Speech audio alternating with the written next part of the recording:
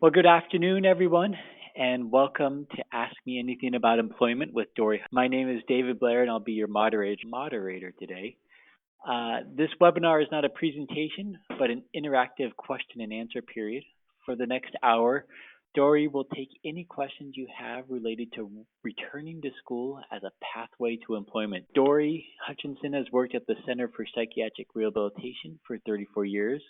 She currently serves as the Director of the Services Division, which serves women, men, and young adults who have lived with serious psychiatric illnesses, who may also be homeless, at risk of home, and experiencing significant comorbidities. I am stumbling all over my words. We just had a fire alarm here go off, and just about 30 minutes before this event started, and so I've been scrambling to pull everything together again. Today's event is jointly funded by the National Disability, Independent Living, and Rehabilitation Research and the Center for Mental Health Services within the Substance Abuse and Mental Health Services Administration. The content of this webinar does not represent the views or policies of the funding agencies, and you should not assume endorsement by the federal government. During registration for the event, you were given the opportunity to submit a question in advance. Over the course of the webinar, we'll alternate between questions submitted in advance and the ones you have today. You can ask your questions now by typing them into the chat box. So welcome to the webinar, and I hope you enjoy the next hour. And welcome, Dori. Thank you for taking your time. I'm delighted to be here, everyone, and I'm seeing where you're all coming from, and I have to give a personal shout out to the folks from Maine. I'm a Mainer, so delighted to have you on the call. I grew up in Maine myself and went to college in Maine, so I'm a big fan. Oh, where did you go to college, Dori? I went to Bowdoin College in Maine, way back when in the late 70s. So, but I go back to Maine every summer because I need to get a dose. So. Yes. And for anyone who's not in Boston, it's finally yesterday. I think it was above 70 for the first time in a while, and the skies were not gray. It was gray here for an entire week solid, a little rough. So we're going to get started here. Anyone who has a question, and hi, Luis from Pennsylvania, someone from Washington, anyone who has a question, please just type it in the chat box, and I'll be sure to read it for you. And I have a list of questions that people submitted in advance, Dori, so I'm going to start with some of those until we get some people asking in the room right now. Okay, great. So Joseph from Connecticut, professor, and is asking, what kind of safety net, wellness plan, and charting work should a student be putting in place before? Which has a series of questions, but I'll start with that one. Okay, so great question, and it sounds like you're asking about a student who took a leave of absence because of a mental health reason. And so, this is something that is very individualized, and many schools do it differently. The bottom line is that whatever the school requires from any student who goes out on a medical leave, it should be the same for a student with a mental health condition. We work with tons of students with mental health conditions from all over the country to help them return to school in my services division. And what we do is we sit down with those students to find out what was it that got in the way, what was the obstacle to staying in school. Was it a wellness-related issue? Was it that potent intersection between wellness and academic demands, or was it a wellness and a social issue? And whatever the answer is to that question, then we begin to help that student build a plan for return. Treatment for some students works really, really well, and for other students, more holistic alternatives work really, really well. So mandating treatment is not something we can do, but sitting with students and figuring out what is it that got in the way of you staying and finishing, and then what can we plan for so that when you meet those obstacles again, you can navigate them with more resilience and successfully stay in school. And so the next follow-up would kind of nice. How would you go about goal setting? How would I go about goal setting? So we do coaching meetings with students, and start with what their goals are for their time in school. Most students want to finish. Right? That's why they're going to school, and they may have a particular path they want to take. And taking a look at that, and the kinds of resources and supports they might need to reach those goals.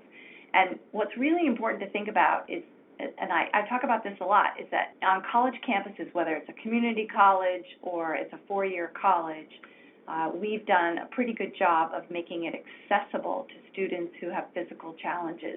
We've done less of a good job for students with psychiatric and mental health challenges. If you look at most college campuses will have doorways and bathroom buttons and ramps for students who are in chairs. That makes the place accessible.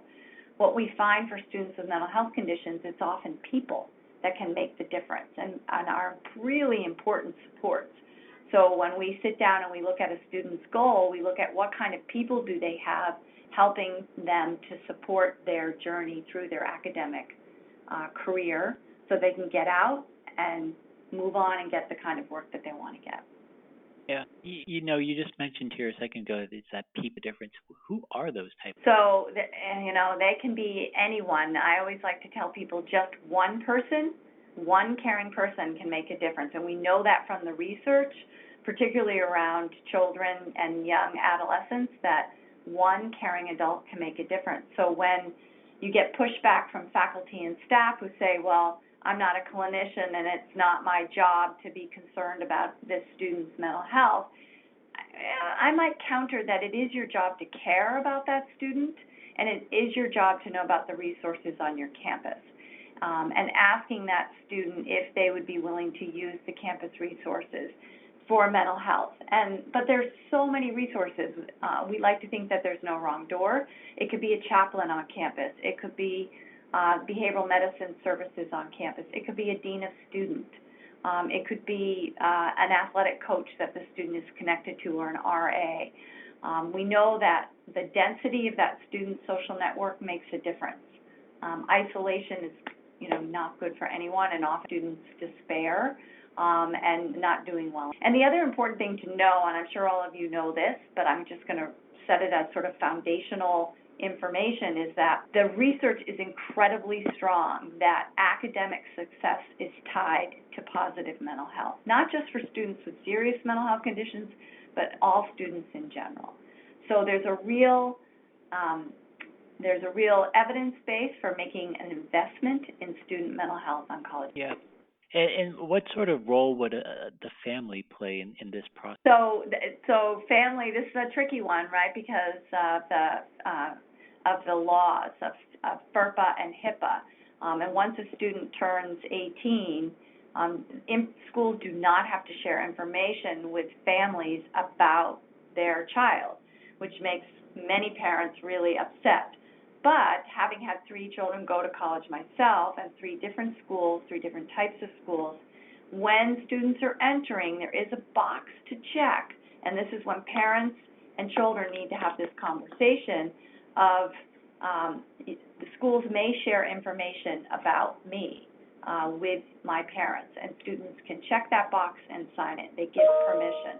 Parents also always have the right, if they're worried about their young adult, to call the college and say, I feel worried about my child. I know you can't say anything to me about them, but I need you to know why I feel worried. And schools will do wellness checks, and they will check in with that student.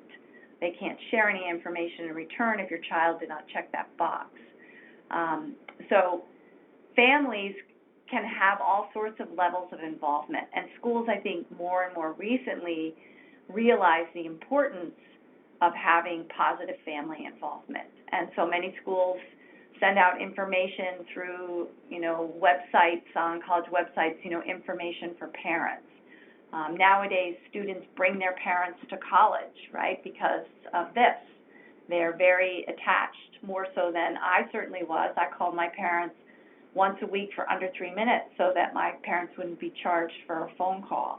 Nowadays, I walk behind students on campus here at BU, and they're on the phone with their moms and dads a lot.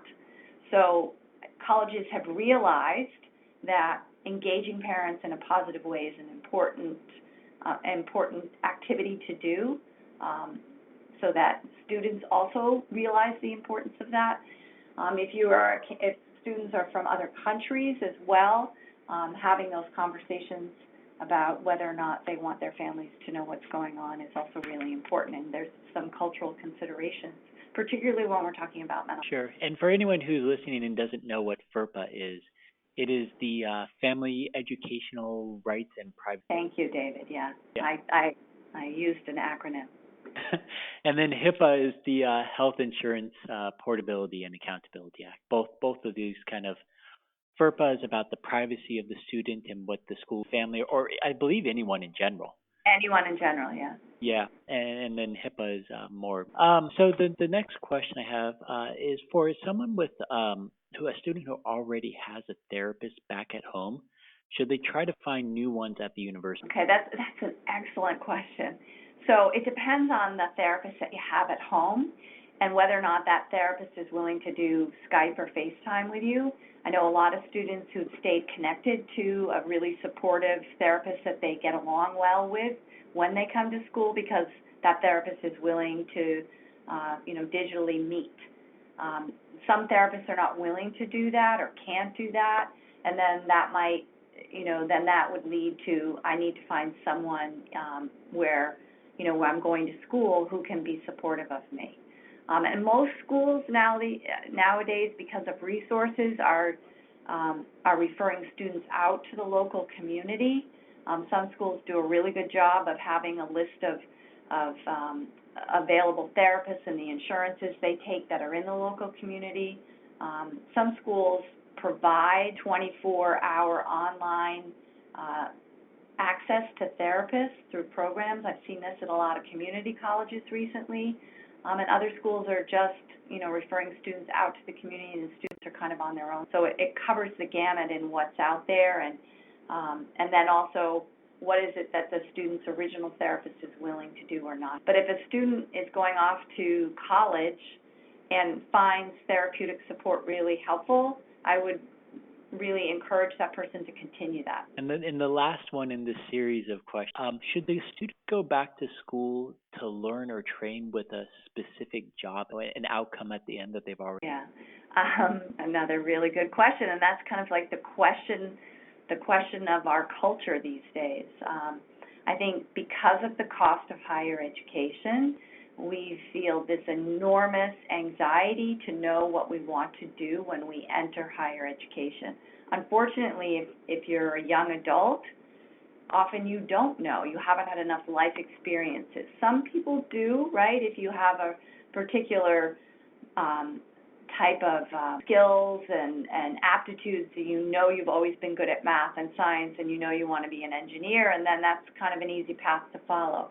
But most young adults don't know what they want to do, and so taking that into consideration when choosing a school and being able to enter into a program that gives you some time to explore and to have more life experiences that will inform those decisions. You don't want to make a career choice based on the one value of money. It's an important factor in what you do for work, obviously, and also when you're taking out a lot of loans, like most people have to go to college these days. But people who choose a occupation based solely on income often don't stick with it and are unhappy. And so thinking carefully about, do I have enough life experiences to be able to say I really want to be a doctor? Here at Boston University, we have 17 different colleges on campus, and students apply to colleges. Only one of them is a College of Arts and Sciences, a liberal arts college.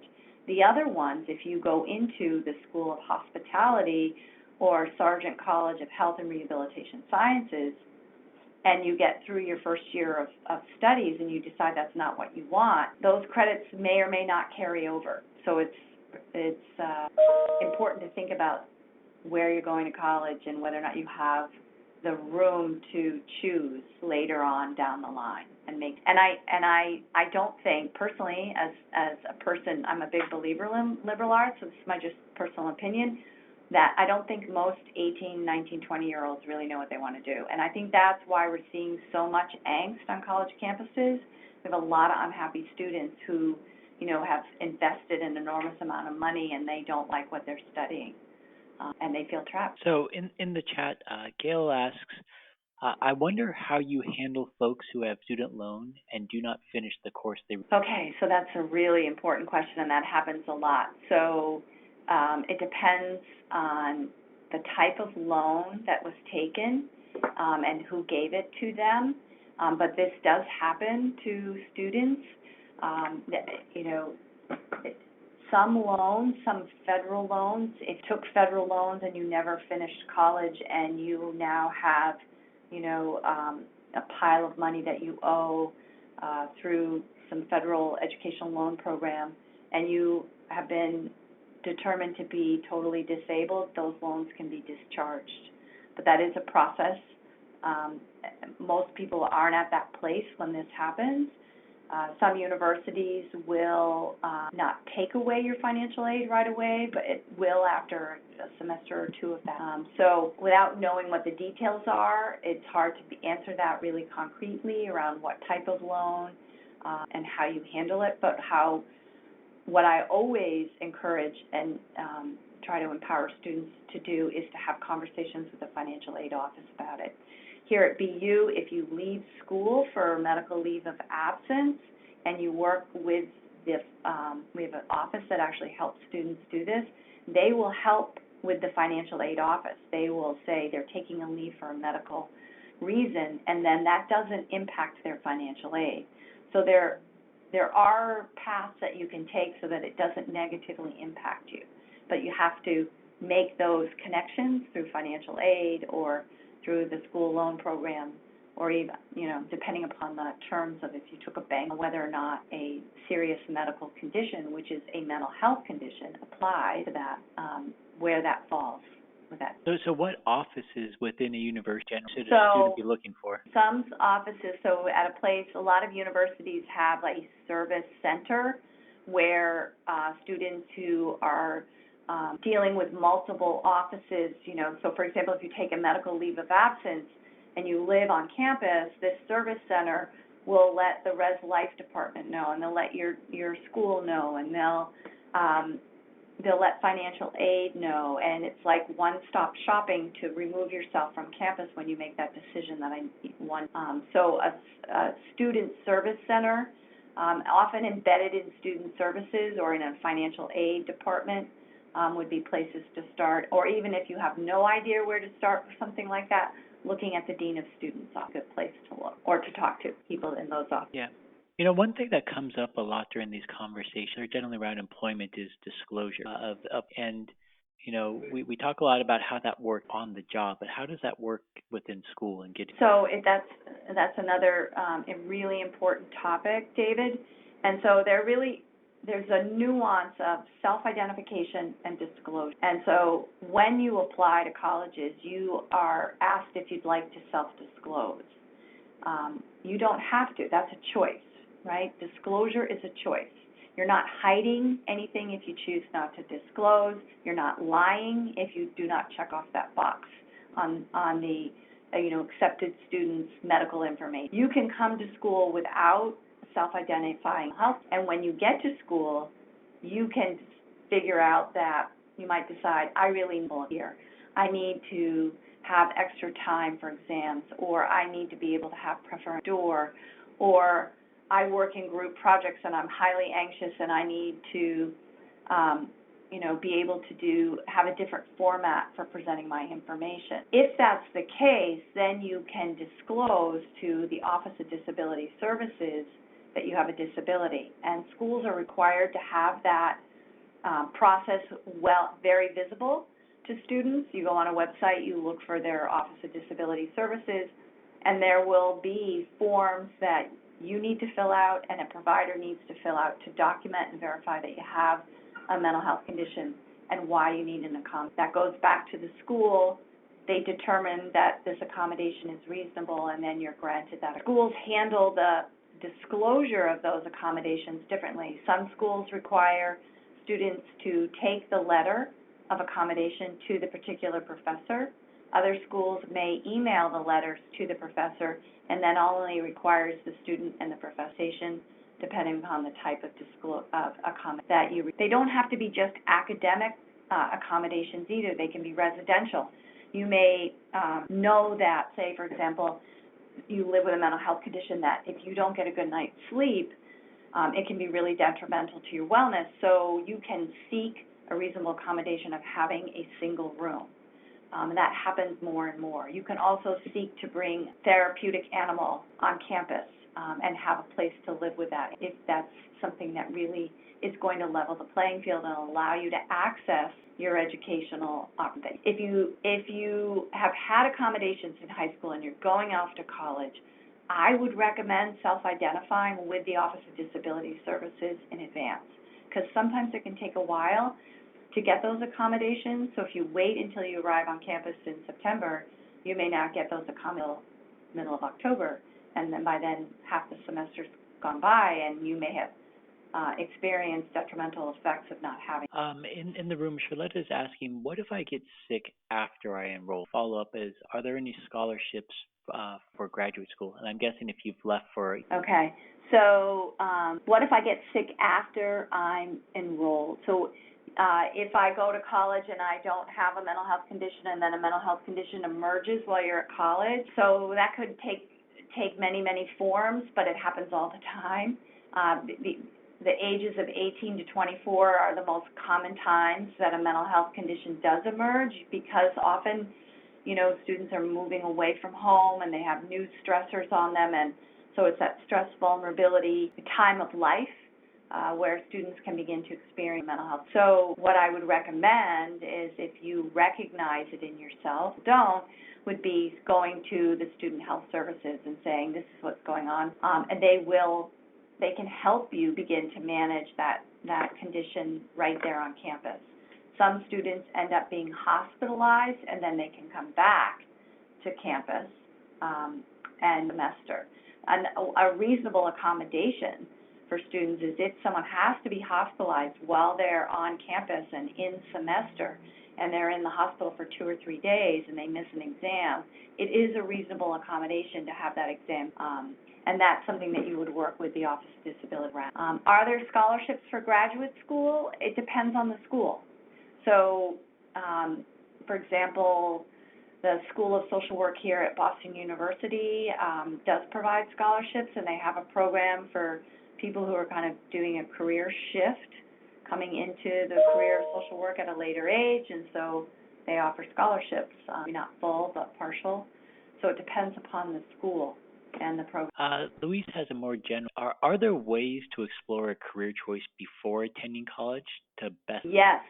So there are a couple of strategies that I think are really useful. One is just to work, and to work a job. It doesn't even have to be a job that you think will be part of your career. What happens when you work is that you begin to develop your occupational values, things that are important to you. Like, I don't want to work in a customer-facing role ever, right? I was a waitress, and I hated it. It's like, okay, I don't want to ever be in the service industry. I learned that from that job. So any job can help you begin to develop things that are important to you. You might like being in a fast-paced environment. You might like being stimulated all the time. You might like working with people. And you learn that by any sort of job. Even negative job experiences help you figure out what you want and don't want. So working is important, right? It helps you figure that out. Another way to explore careers that is really, really helpful and useful is if you have some idea of, like, I think I might like to work in artificial intelligence, or I think I might want to be an event planner, or I might want to be an elementary school teacher, is to arrange through your network of people that you have, or through people that you know who have a network, is arrange to do what we call an informational. And we do it all the time here with students, is connecting them with people who are already working in a particular career, and then the student goes to interview that person about their career path, how they got there, what they like about it, what they don't like about it, what sorts of experiences do they think would be helpful for the student. They're really informative in terms of making decisions about what to major in, but they also are really informative and beneficial in that you begin to develop your own little network of people. So, for example, I have a student right now who's really interested in artificial intelligence and the Internet of Things. And I know someone who works for a company who does this type of work. And so I've asked this person, can you meet with this student? Because they're interested in this type of career. And so they're going to meet and have this conversation, and that will help this student figure out, well, do I really want to be a computer science major, or do I want to get into data analysis? Do I want to be an engineer? These are the choices he's thinking about. This is a conversation I hope will help. So those two strategies, go out and work and then do informational interviews, are helpful. And also, vocational rehabilitation offices will do standardized testing of your values and your interests and your aptitudes, and that can sometimes be informative if you don't really feel like you have a handle on what is it that is important to me, that will give me meaning, and then what am I good at. So the next question is, Anne Renee asks, what are some of the most common challenges or barriers that arise when assisting those with mental health find stable employment or return?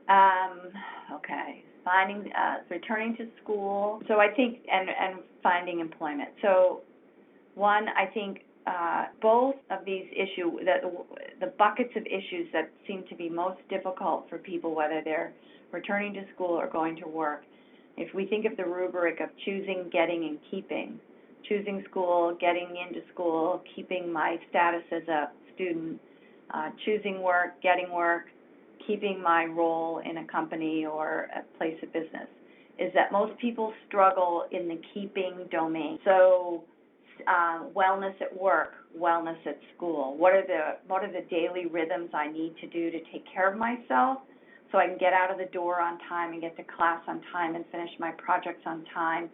What are the daily tasks I need to do to stay well so I can get out of my apartment on time and get to work on time and deal with my supervisor who maybe I don't like? So those skills and the supports around wellness at work and wellness at school tend to be areas where people really struggle. So talking about very practical strategies around wellness, and remember, wellness can be is personally defined. So it can be, your health and mental health and your sleep and your diet and your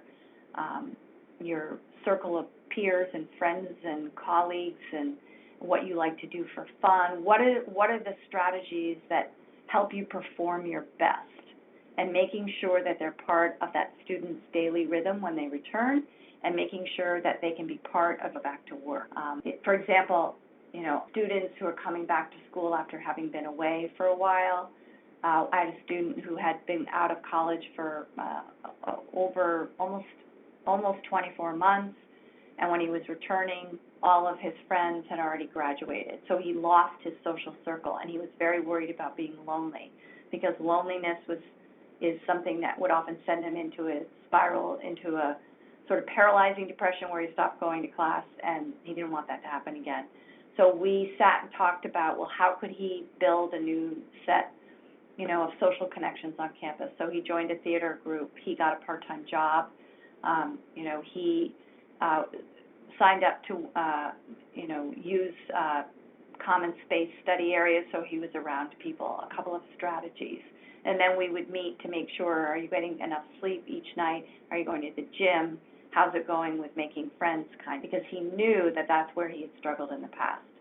Same thing around work, is getting a new job. I'm going off to work. My anxiety is so paralyzing in the morning that I often don't get out of the house on time. All right, so what would help you get out of the house and not be late? I could use a wake-up call.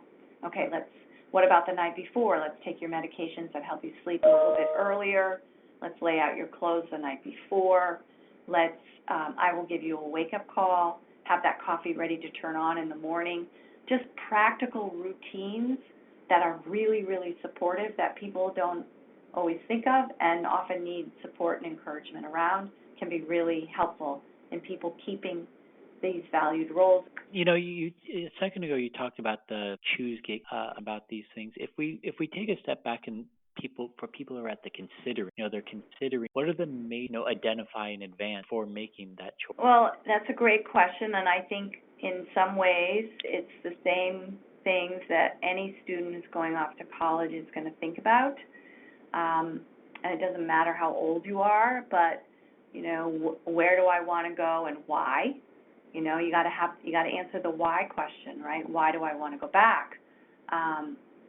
What's important? What am I going to need for supports? And supports can be financial aid, and it could be a tutor, and it could be a quiet place to study or a single dorm room if you're going to live on campus. Where are the resources on campus? Knowing about that beforehand can be really helpful. Most university colleges have really good websites where you can spend time looking at and finding out, well, where are people on this campus that can be helpful? So, looking at the why and the how of returning to college is really, really important, I think, before you go. Right. Susan asks, she says, I am with an ACT and for anyone, I think she means assertive community treatment team, and have been working closely with the campus wellness director slash clinician and the client and ACT to create a triage and support and open communication between campus and ACT slash crisis. It is very exciting and a great way to build a network of support. And so I realize it doesn't end with the question there, but what do you think about those kind of coordinations and integration? It's great, and I think it's happening on a lot of campuses, is looking at different ways to build different levels of support for students on campus. So obviously, there's the Office of Disability Services and Student Health Service. Even if it's a community college that doesn't have an on-site health center, they often have a public-private partnership with someone in the community. But then beyond that, there are relationships with local hospitals. There are student groups on campus like Active Minds that do a lot of advocacy around mental health on campuses that can provide support. More and more peer mentoring is being used within colleges, and we actually have a project here at BU where we are training upper-class students who live with mental health conditions to be academic mentors to incoming first and second year students who also have mental health conditions. So, really enriched peer support can also be another way of building that network of support. Training faculty and staff in the skills of empathy so that faculty and staff can feel confident in saying, I'm a little worried about you and how can I be helpful? That also extends the network of support. I did a presentation yesterday on this very topic, and I had a young woman who said that she was had to drop out of college, and she had four professors and 2 TAs, so probably taking some science class, really, really struggling. And only one professor said to her, I noticed that you're really struggling. And that was so disheartening to her. So building support that way by empowering faculty and staff to feel comfortable in approaching people to say, I'm worried about you. You haven't been coming to class, or you're falling asleep in class, or all of a sudden your grades, all the signs that someone's in distress. Yeah. We've been talking here for about 40 minutes about all these different support networks and approaches to returning to school, and it'd be remiss of me to not ask you about the program that you're involved in here at Boston University called Nateo.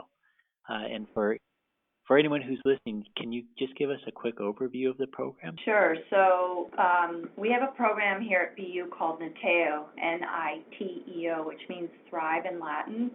And it has been designed specifically for college students who took a medical leave of absence because of a mental health condition. And the aim of the program is to really empower those students to return to school as quickly as possible, because we see it as a way of shifting the trajectory away from not returning and being underemployed or unemployed and having to use disability benefits.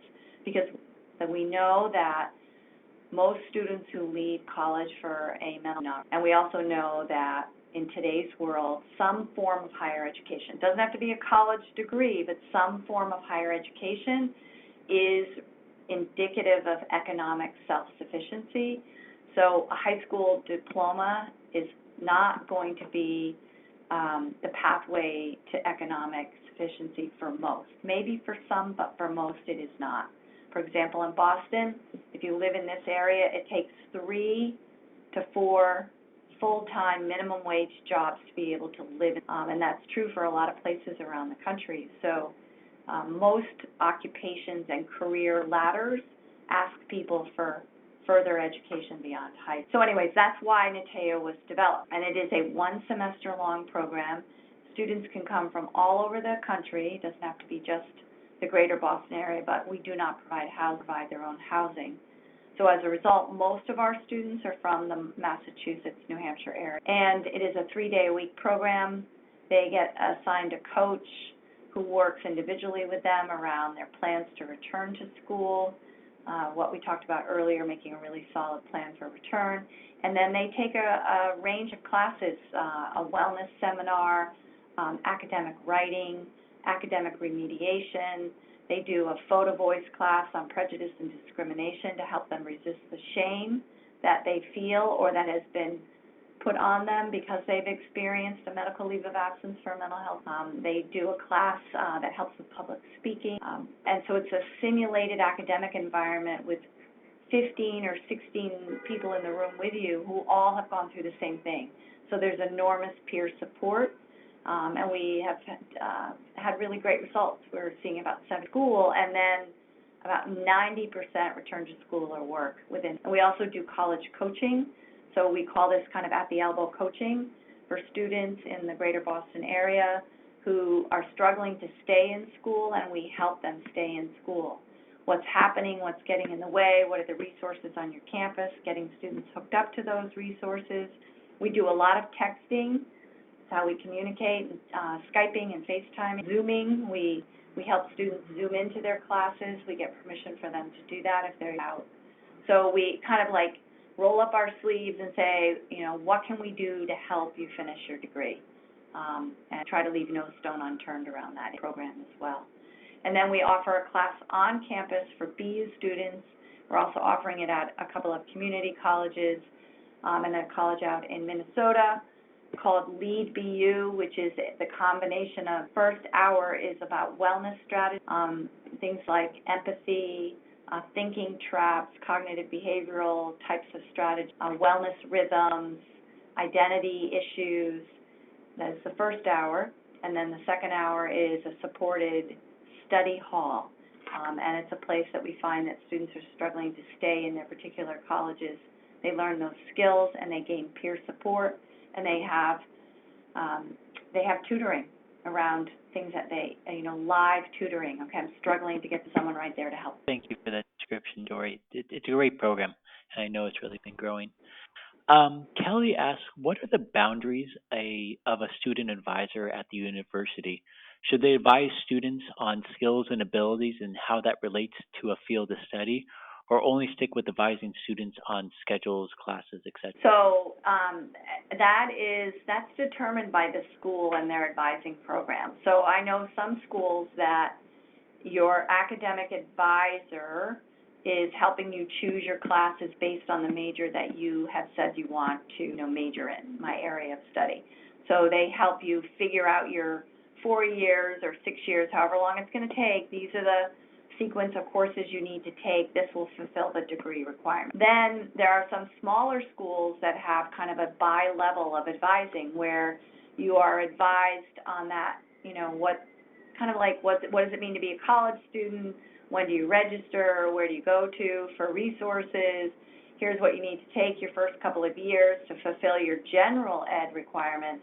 And then once you make a decision on a field of study, then you're assigned an advisor from that department. So it does depend on the school. I think schools are working hard to make at least my experiences is that this is an area that is growing and developing, that it's an opportunity for relationships to really be more robust than they have been in the past for students, so that it can be real supportive of students. And not just their academics and their future employment, but kind of their experience in that higher educational environment. Kathy asks, what do you recommend for a student who has self-identified they have a disability and when asking for help or accommodation is told by the professor to get it. Okay, so that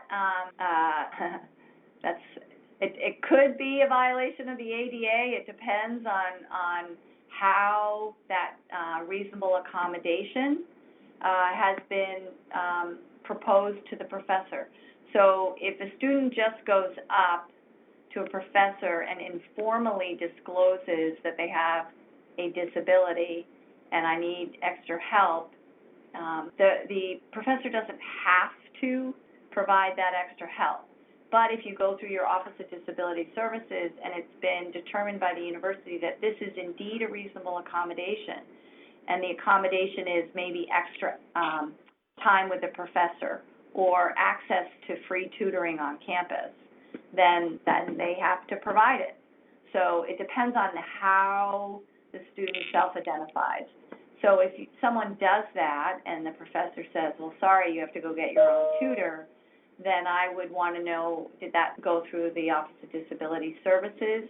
They could then take that answer and go to the Office of Services and then have the Office of Disability Services help negotiate with that student, with that professor for the extra help. Sure. And the next question comes from Becky, and Becky asked, how is funding coordinated for a student who comes from another state and needs services while in school, like peer support, ACT, etc.? So it's a good question. So peer support usually doesn't cost anything unless that you're looking for a personal care attendant. Peer support is usually free. ACT being assertive treatment. I'm not sure how that would work if you are receiving like Department of Mental Health assertive community treatment services in one state and you move to another state. If you were every state has different eligibility requirements to be a recipient of public mental health funding. So I think it would require some research to know whether or not you could transfer that eligibility to another state. So if that's what you're asking, that's what I think would need to happen. We haven't had to do that for students. Students who have been publicly funded mental health services who have used our services here are at a community college or a state college, and then they come here. They still are receiving those services. Who would you ask, maybe, in the new state? If you are receiving that kind of service through your mental health department in your state, I would start with your care manager, because if you will have someone on your team who should be able to do the research for you on that question. Okay. I think that the starting place is probably the most important. Yeah. Following up from it certainly sounds like it'll depend. Yeah. So. Yeah. So we have another question, and this one isn't formed as a question, but I know there's a question in there. And it says, I'm interested in apprenticeship opportunities that encourage future schooling later on. Being able to secure and succeed in apprenticeship first helps our participants know more about what they need to study versus taking classes that may not apply or be necessary for advancement in. Right. So when you're talking about an apprenticeship, my immediate thought is that you're talking about some sort of skilled trade. And I think that the world makes the distinction between apprenticeships. So if you're seeking apprenticeships for the folks that you're serving, then knowing what it is that they want to do first and foremost, what are the skilled areas that they think they might want to get into, and then having to develop those relationships with people where they could sponsor those apprenticeships, much like an internship, is the work that maybe a supported employment person would do. For example, we have here in Massachusetts, we have a furniture restoration group that provides apprenticeships for people who are interested in that, right?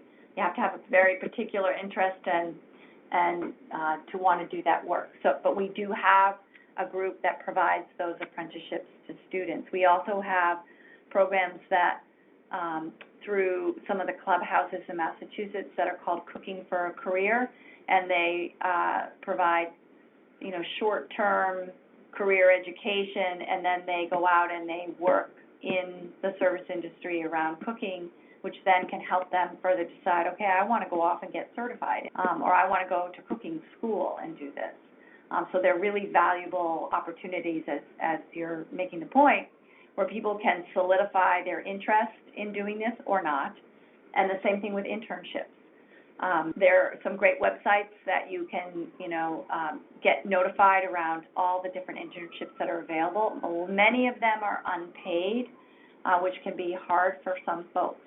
But internships, again, are another way to decide, do I really like this or not? Is this something I want to pursue? And I know a lot of people who take an internship and they decide that they don't want to pursue that career afterwards. They learn a lot in those experiences, so they're really important. And a lot of people are willing to do unpaid internships. So connecting with employers, and some bigger companies do paid internships. They tend to be reserved for undergraduates and graduate students. It can be hard to find them for high school students, but they're out there. Right.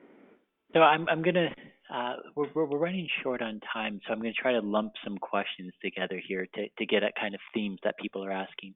And one theme that I see showing up is gaps in employment. It's been some of these people 13 years since they last worked, and they volunteer between those times, but they don't know how to approach their resume or what they should do.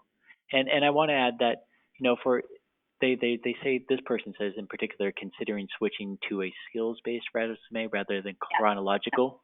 Yeah, And yeah. from my perspective, I think that's a bad choice. It only points out that there's something to look for in terms of being wrong, instead of showing what really happened in chronological order and adding that volunteer experience in. But I'd like to hear what you think about both gaps in employment I think and right. So they're really important questions, because it's a reality. But people stop working for all sorts of reasons, right? People stop working because they're parenting. People stop working because they have health conditions. People stop working because they had the opportunity to travel and see part of the country, and they didn't work for 2.5 years. So given that, what we recommend is that you do a skills resume, but you also have timelines down. But you don't go, instead of saying from August 2018 to October 2018, we just say put the year down. So here's what I did in that time. And then if there is a gap where you weren't working or volunteering or taking classes in time, then being coached on how do I have the conversation to address that time off. I know a lot of people who take time off for reasons unrelated to a mental health condition, and you're not required to disclose that you have a mental health condition in an interview. So finding a way to come up with a narrative that you feel comfortable with, that maybe is, I last worked 3.5 years ago, and I had the opportunity to take some time off, and I'm getting back into the job market now, kind of statement. Or, while I took time off, I volunteered and did these things. Or I took time off, I experienced a health condition, or I was taking care of an elderly parent. Sometimes those things come in tandem. So everyone has a personal story, so working with people to craft that personal story in a way that they feel comfortable with and they can share in an interview. Skills-based resumes are the way to go, even if you don't have a mental health condition. And, if you look at any college career office, they are helping students build skills-based resumes because they don't have a lot of experiences, right? They only have a college degree and maybe a few summer jobs. And today's students often don't have very many jobs behind them. So focusing on your skills is really important in the resume. And that means using very discrete active verbs to describe the tasks that you did and the skills that you off the top of your head, where people might go to look for, guidance on crafting that sort of resume? Yeah, so, you can Google anything, and you can go to LinkedIn, has great examples. You can go to Glassdoor, all the work websites. They have resources where you can see examples of these types of resumes. So. Yeah, all right. The next question we have, and this is another grouping, but I think this one kind of gets at how do you help people who think and are afraid to feel they have nothing to offer? That so much that this gap, that they bring nothing to the table. Right. So that they they really feel left out. Maybe left out or lacking in confidence that they can contribute to a particular work environment or to a work role. And so often what I do with people who come and have been out of the workforce for a while, and we focus also on people's personal qualities and some of the personal characteristics that they have. And that takes time to help people be able to take a personal, strengths-oriented sort of assessment of yourself. Being able to say with confidence, well, I'm good at problem solving, and I'm a really good listener, and I have a really flexible mindset. So when someone asks me to change what I'm doing at 1:30 when I thought at 1:15 I was doing something else, I'm pretty unflappable, and that's a really good quality to have in a workplace. And so teasing out those qualities and those personal characteristics as coming at it from, these are my strengths, this is what I can contribute. That's something that's important to do with if you work with someone who's helping you go back to work, or even a therapist can really help you do that. If you don't have someone who's helping you go back to work, but you have a therapist, is focusing on what are my qualities. Because at the end of the day, and I say this with personal experience and also as someone who hires people with disabilities, and I hire people from really eclectic backgrounds and people who've been out of work for a long time, is I feel pretty confident that I can train this person to do the job that I'm hiring them for. So when they come in for the interview, I want to know about who they are in person. And so I look for that. I tell people I need someone who's really flexible and adaptable. Tell me a little bit about how you describe yourself with those qualities, because we deliver services here, and every plan becomes unplanned in a quick moment, to be able to deal with that. So those kinds of conversations help tease out what you can bring to the workplace, because everyone has views. But if we've been beaten down by our experiences, or we haven't had people pointing it out to us, it can be hard to articulate it. So finding someone who can help you articulate it and discover it again, because you have it. Everyone has it. Everyone has strength, even if you haven't worked. And if you think about the newbies graduating from college, I just had a family member graduate from college with a liberal arts degree who had very little work experience, and he got a job, right? And he's learning on the job, some hard skills, but he brings a lot of personal qualities to the environment. And that's how he sold himself to get the job. Well, thank you, Dori, for taking your time in this past hour with us to answer everyone's questions. And thank you, everyone who has joined us this afternoon and taking the time to learn something And new. I'd like to offer just one last resource, as I see people are sharing some resource, and I think it's great is that you're sharing resources. Another really excellent resource, if you're looking for work and you are a person with a disability and you live in the New England area, but I think is a program called Work Without Limit. They are a job site for both employers and people seeking to work who live with disabilities, and they have an enormous number of resources on their website. So good place to start. All right, thank you. Sorry, but I should have asked if there was any one last thing you wanted to share. The next Ask Me Anything About Employment session is coming soon, and because you signed up for this, you'll receive an announcement by email. In the next few days, you should also get a survey about your experience today, and we'd love your feedback about this event. Thank you again, and we look forward to having you join us. And again, thank you for your time, Dori. And thank you, everyone. And if you want to reach out personally, I'm happy to respond. So I know someone actually did reach out the other day, so feel free to reach out. And how would they get a hold of you? Dori, H-D-O-R-I @bu.edu. Thanks, Dori. Have a great day. Okay, bye. Bye.